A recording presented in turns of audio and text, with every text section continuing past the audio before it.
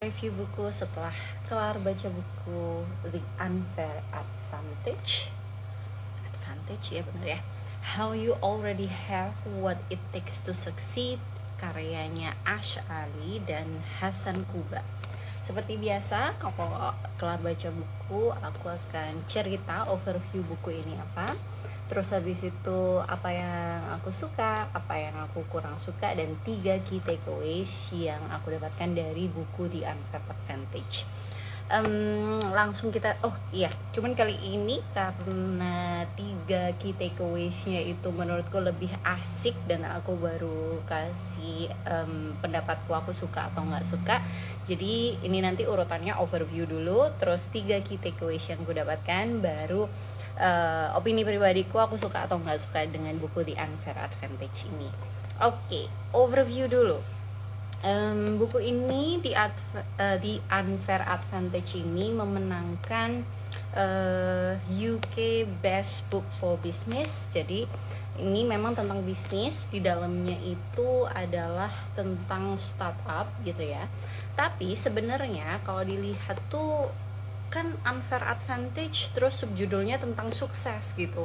Jadi sebenarnya ini juga cukup umum juga, bisa dibaca orang-orang yang juga tidak bertujuan untuk bikin bisnis kayak gitu, itu masih bisa banget dibaca itu. Karena aku melihatnya tuh pertama kali di reviewnya Ali Abdal, terus habis itu setelah aku tahu dia dapat award, wah ini pasti buku ini ada sesuatunya nih. Nah itu yang membuatku pengen baca buku ini. Terus habis itu buku ini secara umum dia punya dua orang ini, si Ash Ali dan Hasan Kuba ini, dia membuat framework namanya Miles, MELES gitu ya, Miles Framework, untuk membantu orang-orang menganalisa sebenarnya apa sih advantage yang mereka miliki gitu. Jadi kalau advantage itu di Indonesia diartikan kelebihan, tapi sebenarnya mereka menggarisbawahi bahwa advantage itu bisa dibilang kayak resource gitu ya, sumber daya yang mana kadang-kadang sesuatu yang kita pikir itu unfair atau kayak wah ini nggak menguntungkan nih, tapi ternyata sebenarnya itu bisa masuk di advantage juga. Oke, itu overviewnya. Terus habis itu kalau ini teman-teman memang pengen punya bisnis atau startup, memang buku ini bagus banget karena sangat-sangat praktikal. Bahkan sepertiga buku yang terakhir itu dia bikin benar-benar kalau kamu mau meluncurkan startup, coba ikutin deh langkah-langkah ini gitu. Jadi ada list pertanyaan untuk kayak refleksi gitu ya. Aku udah punya ini belum? Aku udah punya co-founder belum? Aku butuh apa aja sih untuk bisa launching bisnis kayak gitu. Itu memang sangat detail kalau tentang bisnisnya ada di sepertiga akhir. Oke, langsung kita ke 3 key takeaways yang aku dapatkan dari buku ini, termasuk yang framework Miles tadi. Kalau key takeaways yang pertama itu ada hubungannya dengan si framework itu. Kalau teman-teman lihat ini kelihatan nggak ya? Nah, lumayan kelihatan. Nah, jadi Miles itu adalah singkatan. Terus yang di bawah sendiri itu ada mindset. Jadi dia bayangin kayak rumah. Nah, ada 5 pilarnya. Itu adalah Unfair Advantage. Miles terdiri dari M, money atau duit. I-nya adalah intelligence and insight.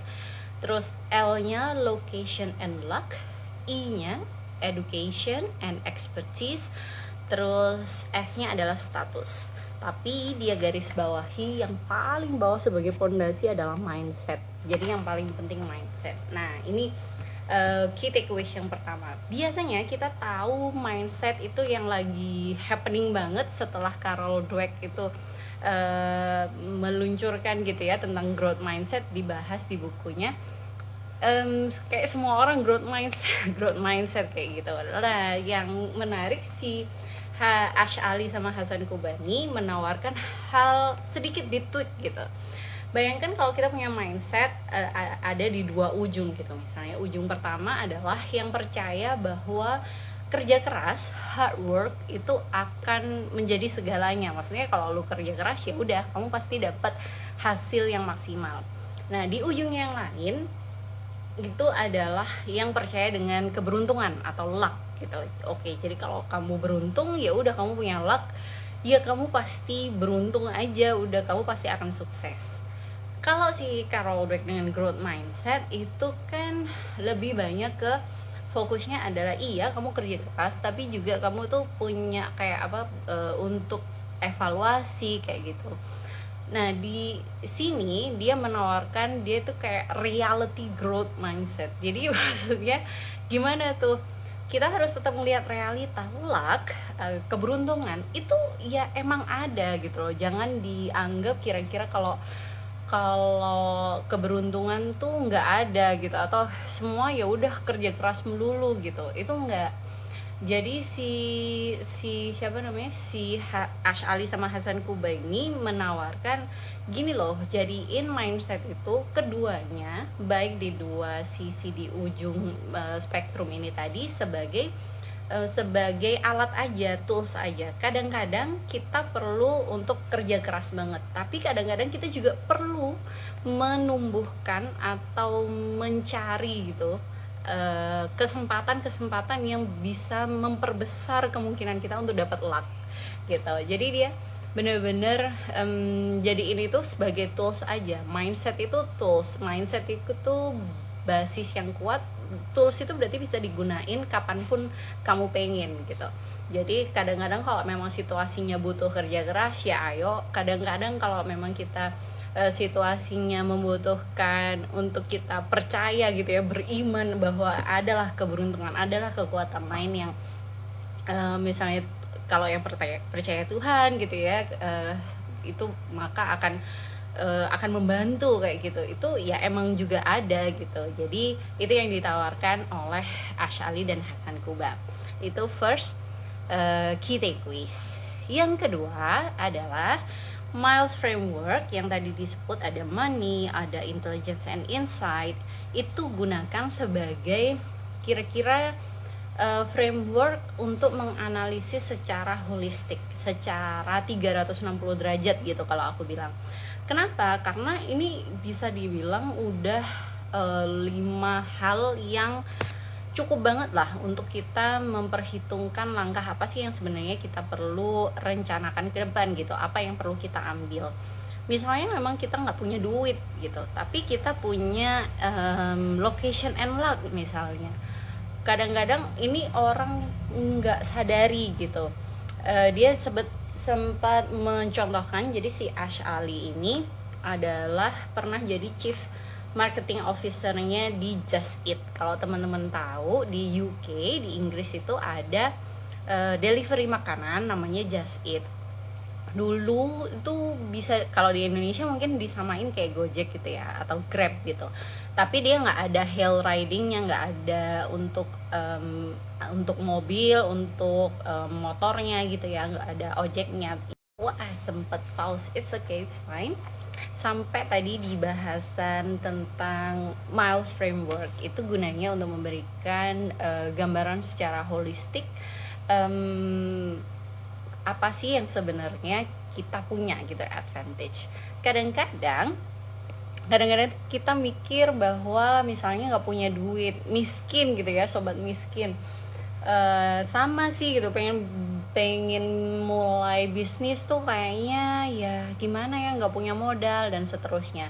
Tapi dengan Miles Framework ini mungkin kita punya location and luck, mungkin kita berada di tempat yang memungkinkan kita punya jejaring yang tepat untuk itu gitu. Atau kita punya status, misalnya status tuh nggak perlu dipandang misalnya yang kayak orang kaya gitu, bukan. Status ini bisa juga misalnya kamu tuh anaknya siapa gitu ya.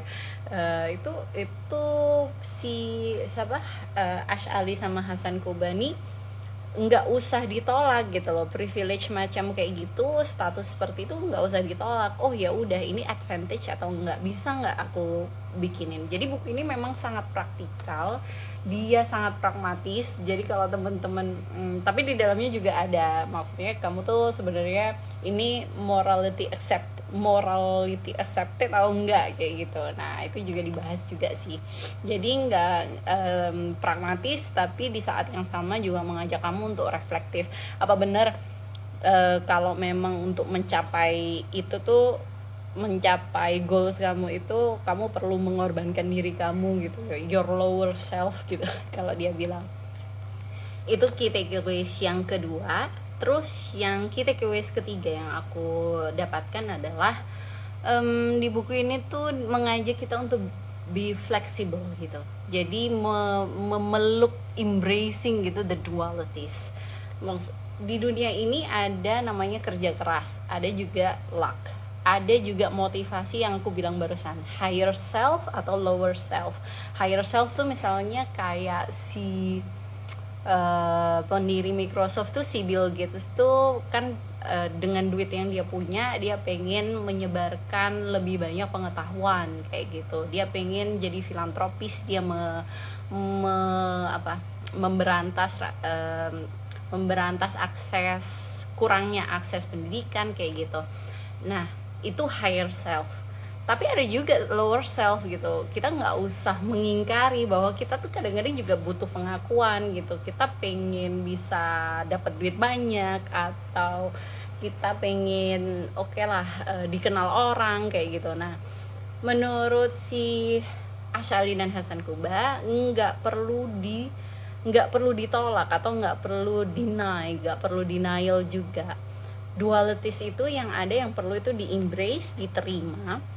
Terus kenapa? Karena setelah kita menerima tuh, justru dari situ kita bisa beralih ke mengatasinya kayak gimana kayak gitu. Jadi yang fleksibel aja di saat kayak yang di pertama tadi, di saat kita perlu hard work gimana caranya, di saat kita perlu luck gimana caranya, atau saat kita ini udah berlebihan nih lower self, aku pengennya cuman famous doang, nggak ada niatan baik yang lain misalnya kayak gitu. Nah kalau kita sadar itu, justru dari situ kita bisa kemudian terus kayak gimana bersikapnya kayak gimana. Nah itu buku ini yang terakhir akhirnya adalah aku suka apanya gitu ya, aku suka yang separuh atau 2/3 pertama ketika dia membahas tentang Niles Framework itu, karena contohnya relevan. Terus habis itu dia juga memberikan banyak contoh yang kontekstual dengan kehidupan penulisnya juga. Terus itu elaboratif gitu loh, enak bacanya juga, seneng, cepet pace-nya menurutku medium ke cepet gitu, jadi aku menikmatinya. Yang aku kurang suka mungkin ya, adalah di sepertiga akhir itu ketika udah sangat mulai detail dan praktikal tentang bagaimana implementasinya di dunia startup yang memang adalah dunia mereka berdua gitu ya. Itu aku bisa bilang sangat padat gitu, dan banyak sekali kayak istilah-istilah yang aku nggak akrab gitu.